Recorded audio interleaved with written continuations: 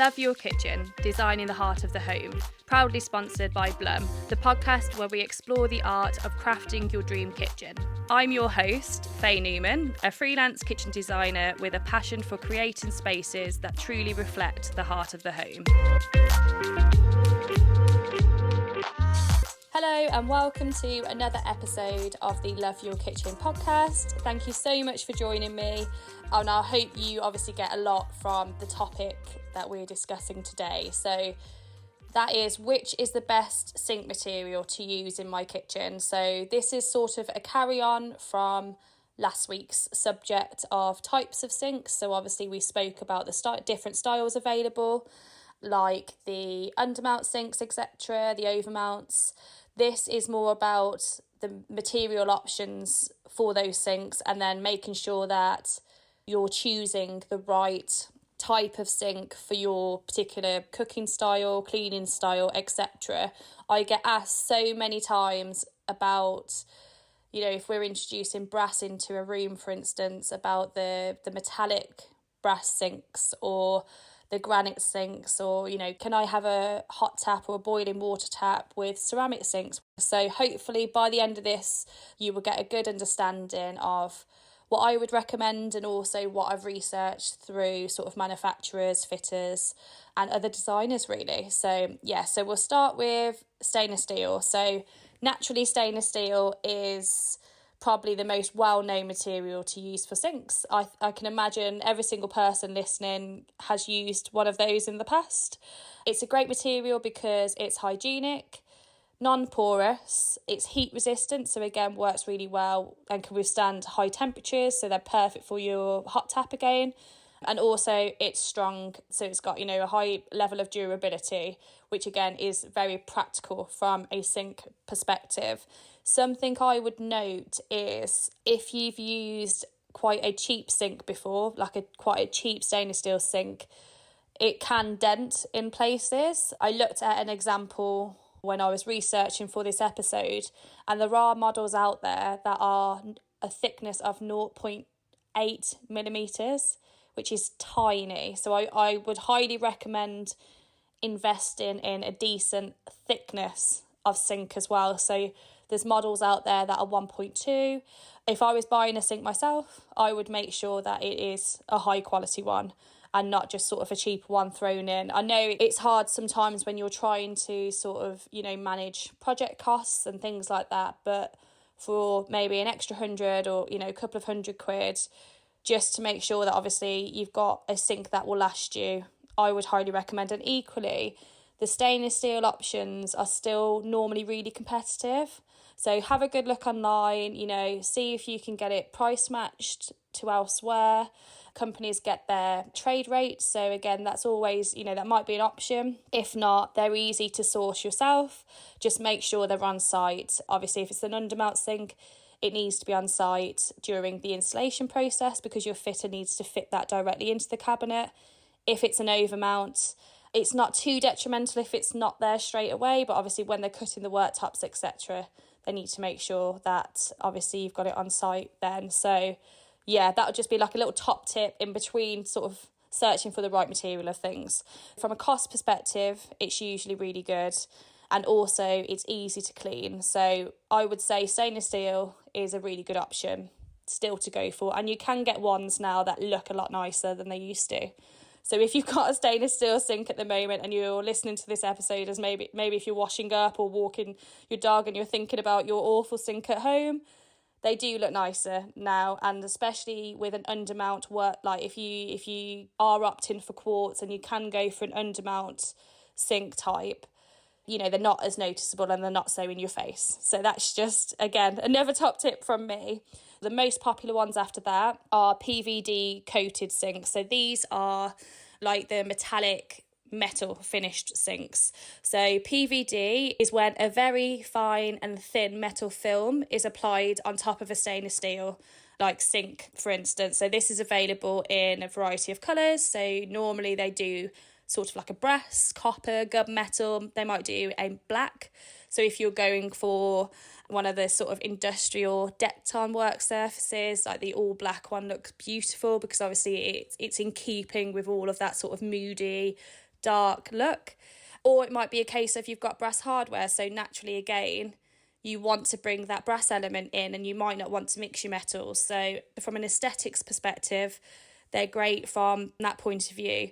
And sort of researching online, as well as obviously speaking with the manufacturers, they are incredibly hard wearing. Some of them have almost like an extra powder coat at the bottom of them to withstand sort of like the high temperatures of a hot tap, etc.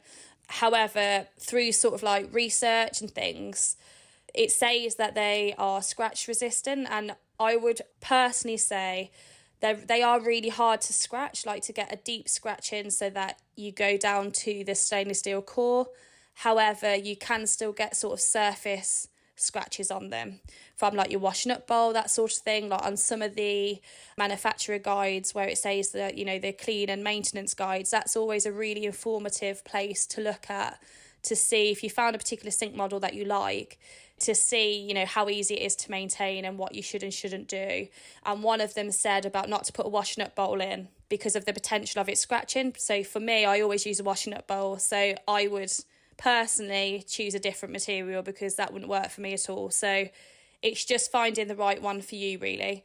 Also, the biggest question I get asked with these, because I would say that these are the most, other than sort of like your Belfast fluted sinks, I would say that the metallic PVD-coated sinks are the most popular on the market at the moment because they are so versatile and they have like larger options. They have obviously your normal 1.5 options, so there's lots of colour options and, you know, they do look stunning. But yeah, I get asked, can you bleach them? I've been told by some you can, some you can't.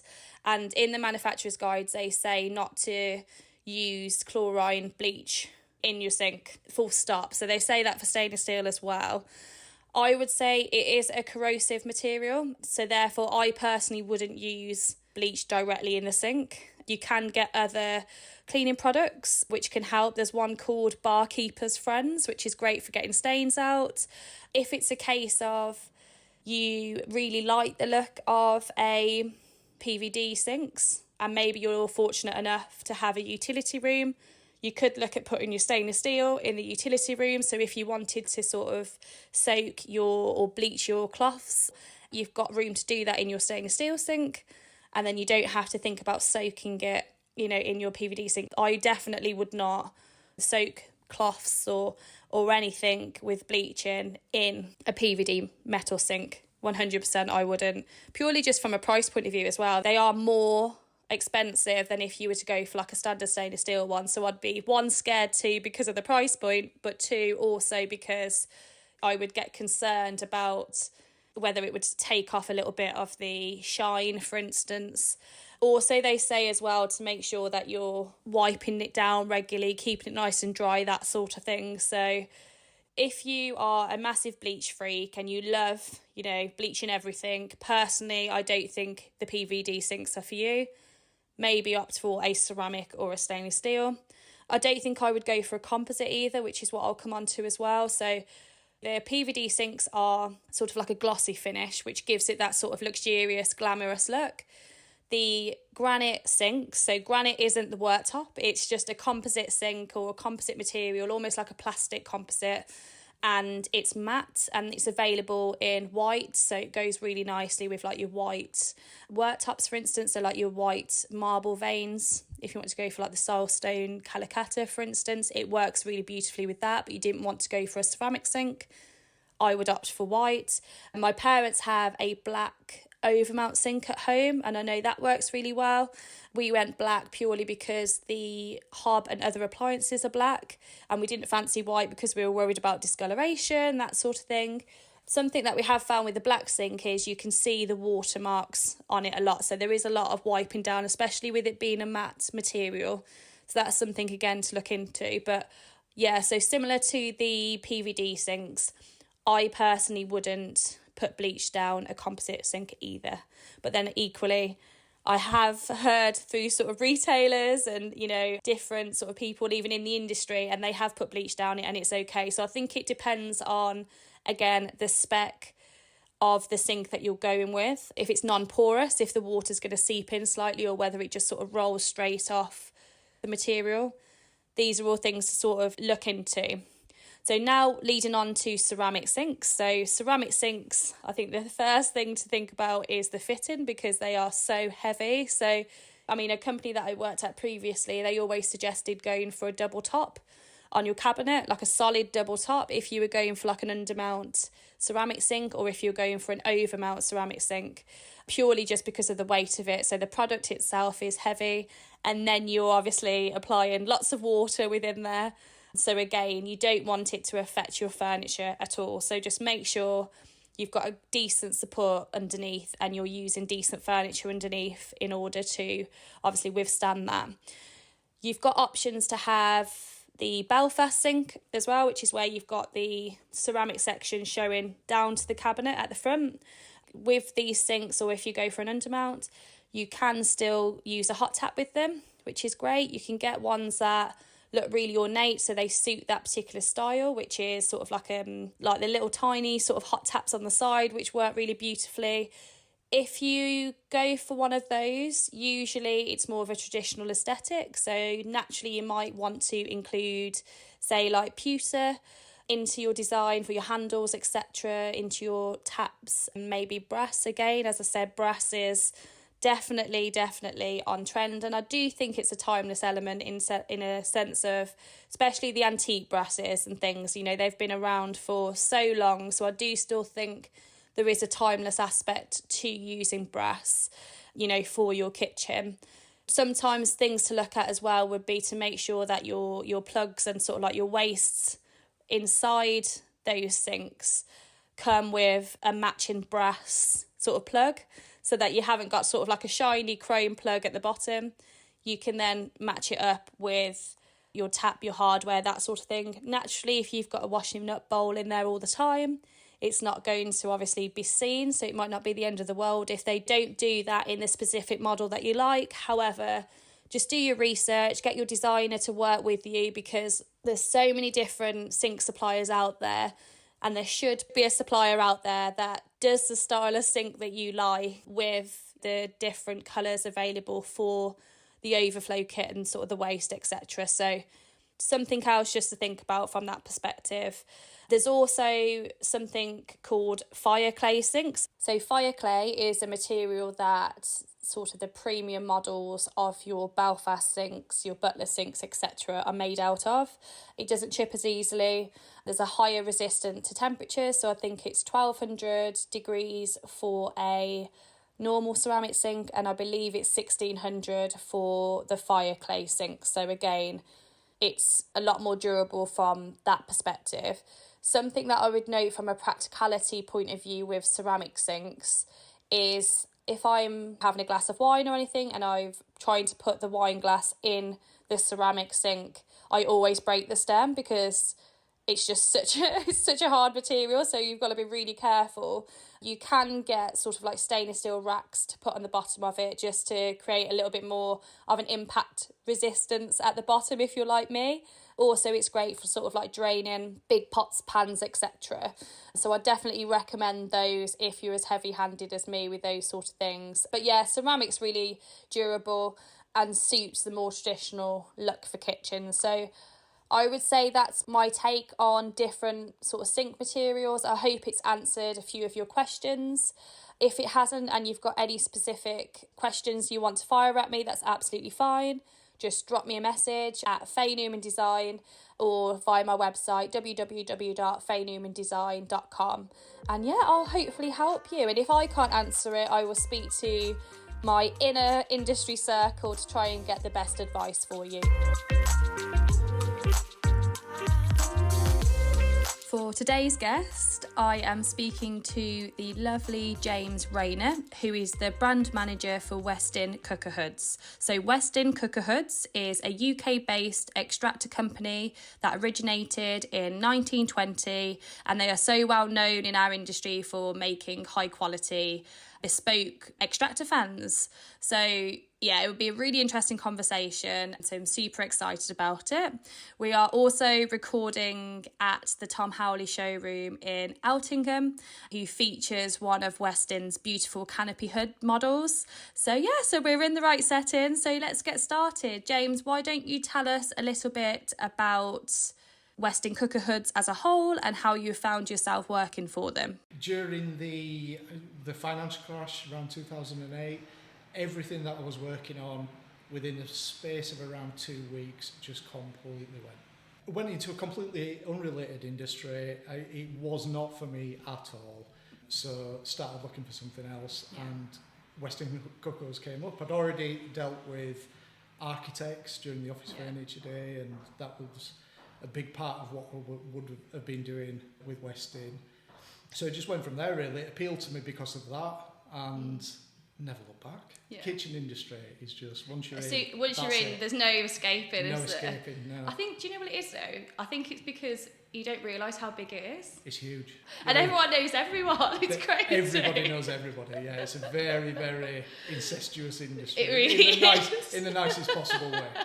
So true. So let's talk hoods then. So tell us a little bit about the company. So if someone's listening at home and they don't really know or heard about your products before. Okay, so Westin are the only UK manufacturer of cooker hoods, domestic cooker hoods. I never knew that.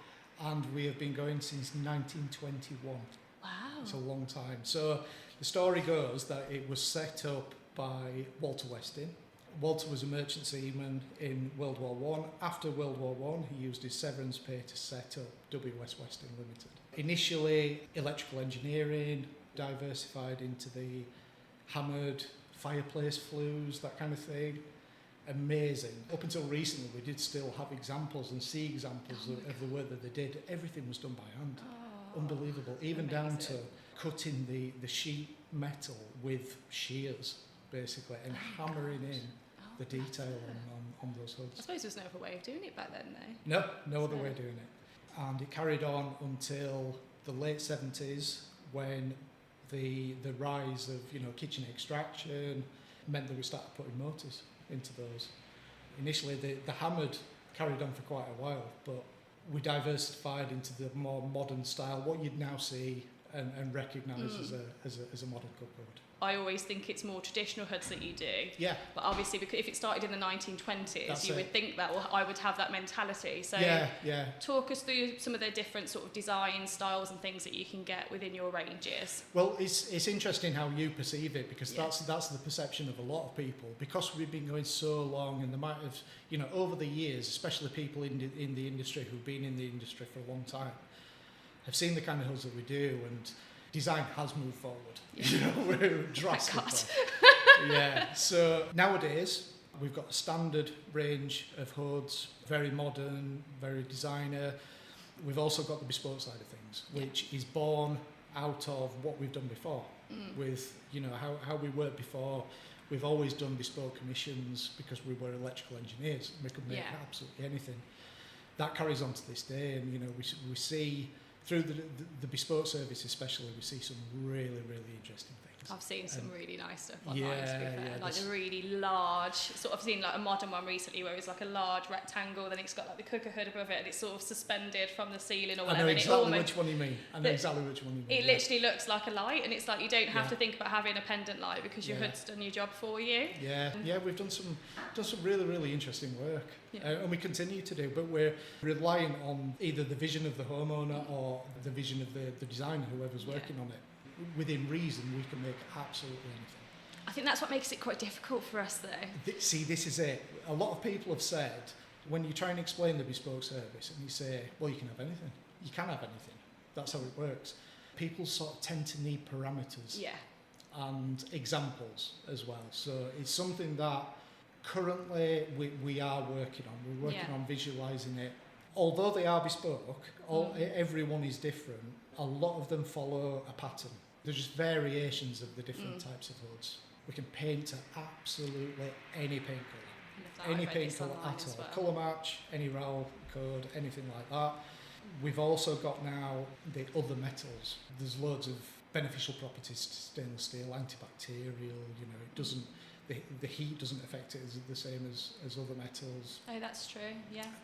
But then with the rise of brass, for example, which is huge, and it's still huge. Brass, copper, pewter even. Black even, like matte black. Yeah, there's a lot of black. Yeah. A lot of black at the moment. And white. White's always popular. I can imagine white a nightmare to try and get right, because I can imagine you have the metal as the base, and then you've got to try and get this really nice pristine white colour over the top. I think black's more difficult. Oh really? Yeah, it is more difficult, especially I think you just said it, matte. Yeah. Matte black is a nightmare. If anybody's listening and wants a matte black cooker hood, don't do it. Do not do it. It shows every single fingerprint, every single mark. It's the same as kitchens though, like a handless matte black kitchen, but it looks beautiful. Yeah. If you have sort of a separate working kitchen and then you've got your fancy kitchen, then we're fine. But for a functional kitchen, you will be wiping them down. If you don't use it, don't touch it. It's perfect. Exactly. That's it. But hopefully they will be using your extractors. Yeah, we'd rather you did. Yeah. They're not just going to look pretty. Okay, amazing. So that's giving sort of quite a good insight into everything. And when you say that you paint them any colour, does it actually reflect the colour though? Because I think sometimes when you do that, because I suppose it depends, if you have like a glossy finish, it looks slightly different, because it does with like splashbacks and things when you put like a sheet of glass behind the back colour. So is that the same as it goes with you guys?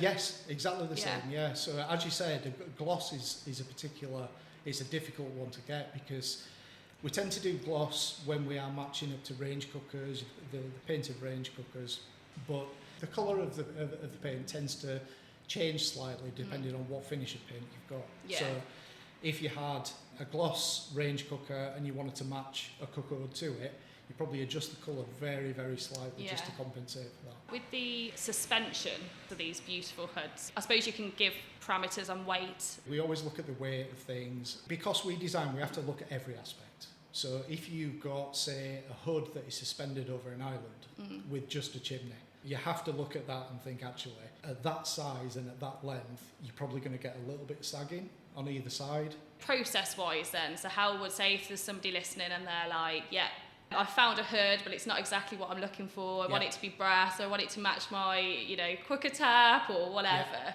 How would they start that bespoke process? Do they have to go to like a retailer, or can they come directly to you? Yeah, they need to go to a retailer. So they need to go to a retailer and contact them. The retailers that we work with, I mean, we're in Tom Howley today. They're absolutely fantastic. They're all highly trained in what we can and can't do. Yeah. Kitchen designers, they'll be able to tell you exactly what will look perfect, and even down to the type and how the function of it, because when you think about a cooker hood, it's normally a bit of an afterthought, and this is me saying it. I've got a kitchen in the past. Tell me you forgot about the extractor fan. Well, pre-Westin, and I was so excited about the oven, the hob. I didn't care. I did not care which extractor fan went in, and it wasn't fantastic. So it's really important to bear in mind, think about what extraction you want or you can fit in as early as possible, and that extraction needs to reflect primarily the way that you like to cook, because that will dictate what you can and can't have. And also sort of like the features that you'd need to look at is obviously, or the position of it, of how much it actually needs to physically extract. So if you've got something kind of going off into the ceiling and it needs to go sort of a couple of metres higher, or a metre higher than the conventional one that normally comes down, if you don't want to see anything, it's making sure that you've got the motor behind it to extract. Exactly. Which sounds like common sense, but it is. That's exactly what it is. And it's important to bear in mind before then, the sort of a stage before that, the ducting. The ducting is so important. I hate ducting as a designer. I'm just going to put it out there. It is an absolute nightmare. It is. Completely agreed, and everybody has the same experience of ducting. It's something that it's necessary evil. So the ducting behind yours then, are they not the standard, is it 150 sort of? It's standard 150. Oh, it is, okay. Standard, well, I'm saying standard 150. For the standard off-the-shelf hoods with a single motor, it's 150 millimetre diameter. Okay. Yeah, or similar. We also do twin motor versions. We've got a pro range of hoods which have all got twin motors. So for those you need two 150 ducts. If you are going for sort of a standard product, the 150 is okay, but when you say in regards to planning the ducting, it's the distances from the outside wall and things like that, as short as possible. If in doubt, short as possible. Yeah. And get the best ducting that you can. And then when you're going down, do you do the vented hobs as well? We do, yeah. Again, it comes down to you've got to think about how you like to cook. How you like to cook, how you want to use your kitchen. A vented hob is a downdraft. It's a downdraft extractor. There are also the other types of downdrafts that come up from behind the hob. The vented hobs are better They are better than that type of extraction, but there are still limitations. So you'd always still say to try and go above if you can? Yeah, depending on what you are going to cook. Yeah. If you're cooking everything in a very shallow pan, you're just doing standard everyday cooking, fine, not a problem. If you are cooking in, say, a stock pot, or you're cooking really intensively, regularly, you probably need to think about another type of extraction. Either something over the cooking area or a ceiling hood even. The beauty of the ceiling hood is it's not that conspicuous, it's flush to the ceiling, and it will act as an environmental solution rather than just a local one, which a downdraft would be. It's got the added benefit with that type of extraction of picking up from wall ovens, even air fryers now. Everyone's got an air fryer. So I'm still not on the trend. I've only recently got one. Have you? How did you find them? Good? Yeah, can't believe I haven't had one. Everybody says this, though, don't they? Yeah, you know, they get an air fryer and it's just like absolutely their world has changed forever. It will never be the same again. Jacket potatoes is the thing for us because we don't have a microwave at home either, but I just don't like having them on the surface. That's bizarre because I didn't get microwave until recently either. Oh wow. I've gone through life. So many similarities. Yeah, with an oven and a hob. Yeah. No microwave, no air fryer, and now I cook every single meal in your both air of those. fryer? I mean, but No, I don't. I do. We do need to invest in an air fryer in fairness. They're yeah. good. There's so many out there, isn't it? It gets quite overwhelming. Yeah. I can imagine this is what homeowners feel like when they go to choose their kitchen. Absolutely. They just put it off with the last room to think about because it's just there's so many considerations. Yeah, so many choices. Yeah. And you know the amount on the market now, not only the kitchens but the appliances. There's so many considerations. I mean, it's hard for us to keep up with everything, let alone somebody that's not in the industry. So I think this is where us, the sort of designers, come in. Yeah. And obviously you working with like retailers directly comes in. It's the education and that's it. If you give them all the information that they need, and then they can obviously pass that over to the client, and then they can make a healthy choice from there. That's right for them. Exactly that. And with the bespoke service especially, we tend to see ourselves as having a bit of a duty of care. Yeah. Because people will come to us, and because of what we do, they'll ask for things that interesting things, shall we say, but things just won't work. Yeah. They will not work at all. So we'll always say, look, it's very nice, but it won't work. It won't work at all. But we'll always suggest something else. a different way of either doing what they're thinking of or an alternative. I can see why some need to get rejected because I can imagine. Yeah. You just get the sort of the creatives that are like, oh my god, can we do this? It's like hard. It's like floating in thin air, and you're like, unfortunately, there has to be some function there as well. So, I mean, I'm not taking anything away from the designers because the things that we've done are unbelievable, and we rely heavily on those guys to have the vision and absolutely. They're like, you've got to make it work, and then that's where you scratch your head. Yeah, exactly. I had a fitter tell me, won't miss your complicated designs. See, I get exactly the same at Westin because I'll come and well, not so much anymore, but I used to speak to designers regularly and they would say, oh, can you do this? And I get carried away. I'd be like, yeah, the technical guys, and they'd be like, yeah, this won't work. And then do you have to be the dream killer, or does it go directly from the technical team to the designer? No, I have to be the dream killer. Oh, do you? Or I did. Not so much anymore, but yeah. Oh, squash those dreams. And when talking with brass, actually, what about if somebody wants a living brass finish? Yeah, absolutely. Can you do those? We can. So there's a few ways that we do it. So we do natural brass, which is just brushed brass, and it's left completely natural. Okay. So there's no covering on it whatsoever. Brass will naturally patina over time, and it is beautiful. If it's kept up to, it's beautiful, but it is a full-time job keeping up to natural brass. How do you keep up with it? What do you have to do? Brasso. Okay. Regularly, and try and touch it as little as possible. Yeah. This is why, if we say we had a wall-mounted hood, so it's like a canopy, the bit that's touched regularly will still be stainless steel, just because if you put the push buttons on the brass or anything like that, it's just going to get absolutely, you're just going to mark really, really badly. Okay. And you're just going to be cleaning it constantly.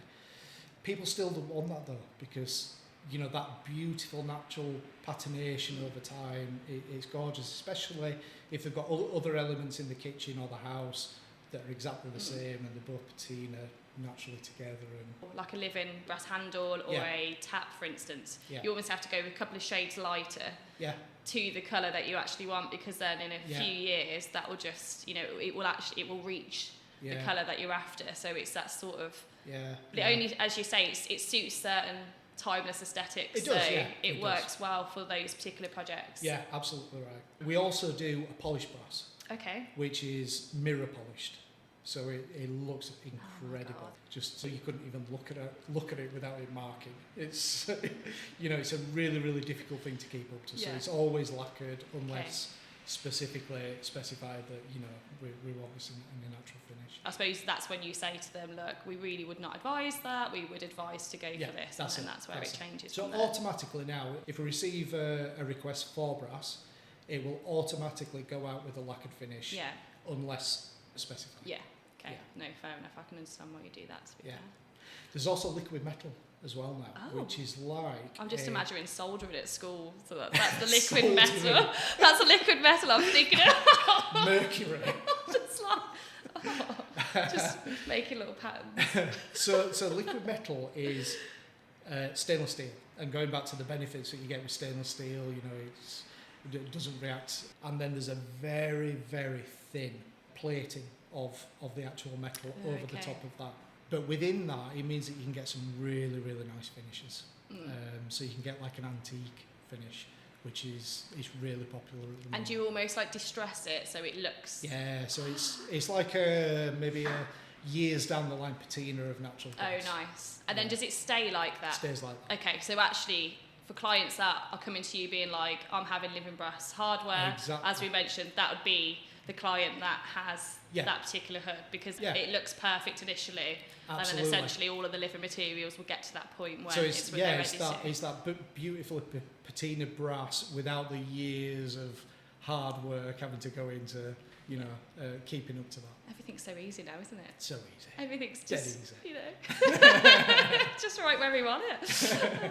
You mentioned earlier that you can make any hood. Do they introduce a lot of colour onto them as well? Like, do they match like their wall colour, for instance? Yeah, it just depends really. There are colours that are always popular. White, black, and very slight variations of that. The one that we see regularly is on the ceiling mounted hoods, so the flush to the ceiling hoods. People tend to match up to the colour of their ceiling. Yeah. So it blends in as much as possible. I can imagine a really bold, sort of like forest green ceiling or something. You'd think that, wouldn't you? And then I'd love that to happen. I suppose it's different in kitchens though. That's more like a sitting room or like they a just living tend room. to be how many shades of white there are. It's just absolutely endless. So we tend to get that. And it's completely flush in there as well, so it looks sort of, it's on par with like the plasterboard in a sense of it's just flush. So there's no like little 5mm ridge coming down or anything. There are other different versions, but the most popular one that we do is the Stratus Air, and this is a hood that is completely flush, just 1mm thickness of stainless steel, painted white, and it's got no lights at all. It's just really, really simple, and since its introduction, it's been by far the best-selling ceiling hood.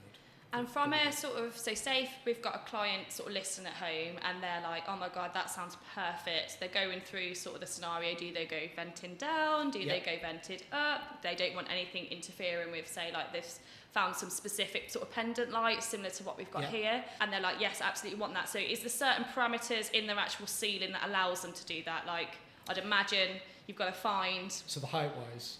Height-wise, and also the position of it. Like if they've got sort of like an RSJ or something, naturally, obviously it can't go over there. Or absolutely. Supports and things. I mean, this is obviously normally the builder, but... See, this is when the bespoke service comes in really handy as well. So if you've got, like you've just said, if you've got an RSJ in there, huge, ornate hood, you can tweak little bits of standard products. So if you needed to miss that RSJ with the motor on top of the hood, you can move it. So you can move it to the side, which we do quite regularly. You can have a different motor, the motors that are much smaller.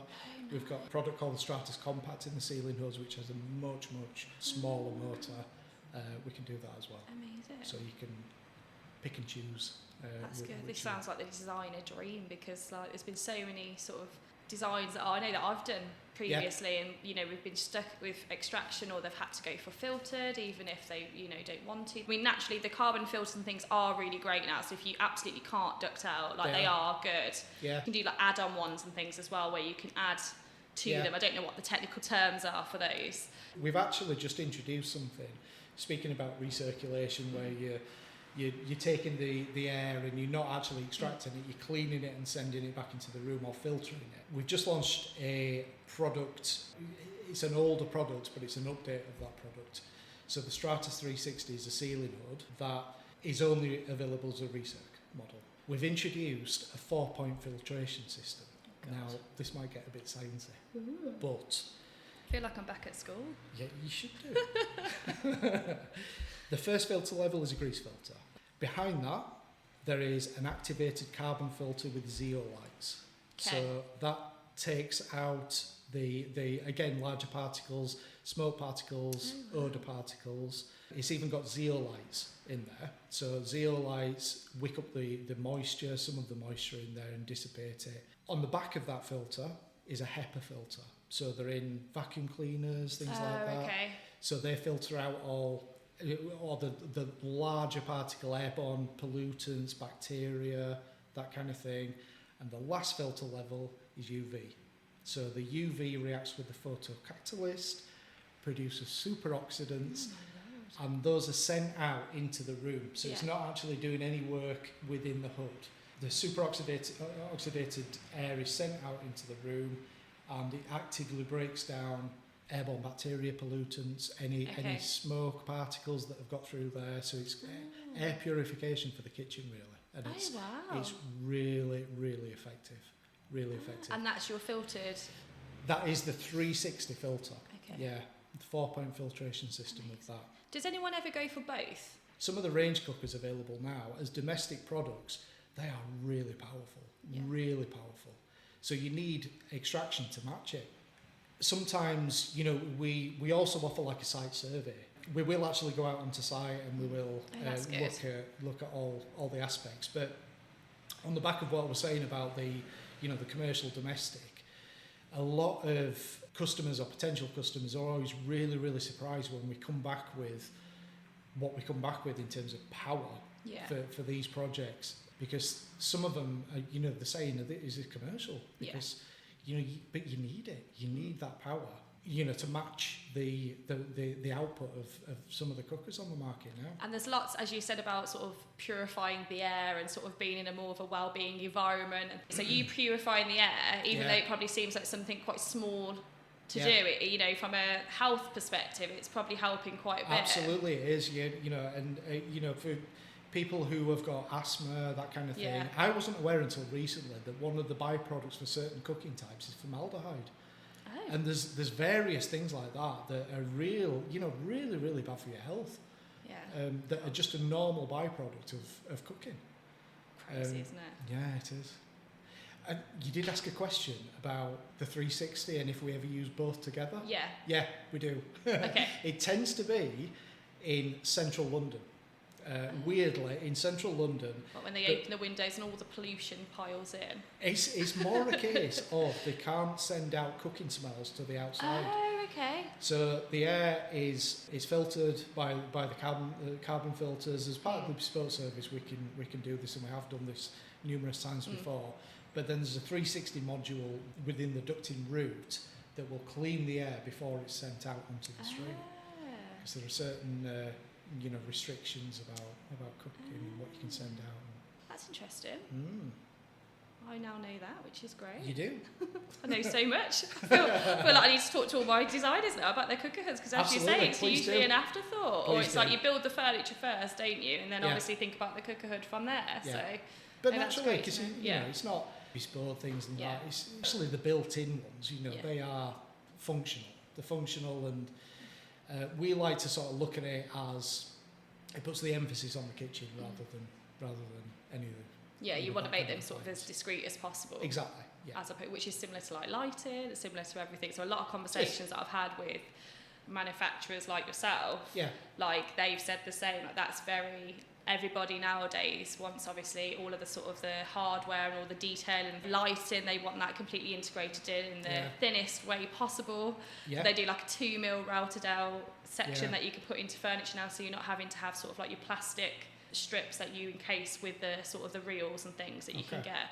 But that warrants where you're sort of going with things as well, or where you're already at. So I mean, we're really lucky because we get the best of both worlds. You know, we get the discreet stuff, you know, the products that you can't really see, but then we get the big ornate things as well. Because you're a bespoke company, you cater to everybody's taste, and I think that's what's really useful. I know I wish I knew about you sooner as a designer, because for those projects where they've got a steel in the wrong place, they think, and they want to make a feature out of it, but we're not sure how to.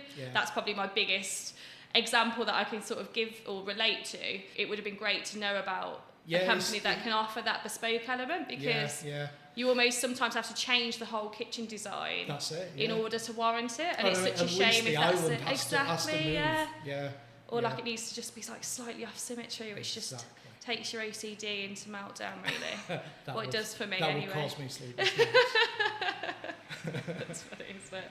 To end on then, let's talk about what's your favourite cooker hood? Like, what's your... I know that's a big question. That is like asking me to choose the favourite child. Oh, you've got lots of children then. Tons. three girls. Oh. Yeah, but I haven't got a favourite. If you're listening, kids, I haven't got a favourite. My favourites aren't necessarily the nicest ones. We've done some unbelievable job, you know, really, really ridiculous cooker hoods. And you look at them and think, especially when they're going through production, because I'll sometimes walk down to our production facility from the offices and just have a look at what's going through, and it amazes me. You know, some of the hoods that are going through there, we had mirror polished brass, and you just think, wow, what house is that going in?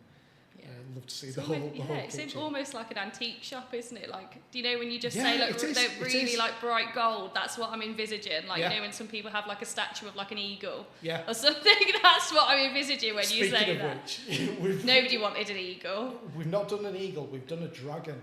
No. Yeah. Was this for your kitchen at home? Not my kitchen at home, unfortunately, no. Although it is on my shopping list. How was it a dragon? Was it like flat on it, or they wanted it to be a dragon? I think it was their own sculpture. Oh my God, okay, that's pretty cool. We manufactured an inner piece, if you see what I mean, so an infill extractor. And then they did their sort of artwork over the top. It was interesting. Oh, wow. We've done a star-shaped magenta Union Jack ceiling hood. Oh wow. Yeah. That's cool though. I suppose you have a lot of like ones that want to almost imitate their worktop as well. Like, do you help with that, like in terms of like a canopy hood and then we do. So you don't have to actually build the stud work around it? No. As long as we know the weight, the weight of that, we can manufacture something. We've done it numerous times. So you would actually have the stone sent to you, and then you would build the framework and then sit, like I'd imagine, as thin as possible, just so it's not as heavy. Yeah, slip those in and so it's... That's interesting to know. Yeah. You're going to get some really bespoke things Excellent. coming your the more way. Bespoke, the better. You're like, oh great, you're going to be the biggest headache in my world. Yeah, absolutely. Amazing. Well, thank you very much for joining us it's today. It's a pleasure, thank you for having me. I've learnt so much, so I can imagine everybody else has. I feel like you have as well. I have as well. Didn't know half of things. No, I really, really, really enjoyed talking to you for sure. Thank you very much. Really appreciate it. Just before we finish, where can clients see all of your beautiful products and start the process, I suppose? Westin.co.uk, and we've got the where to buy as well. So you can find the nearest sort of retailer by you.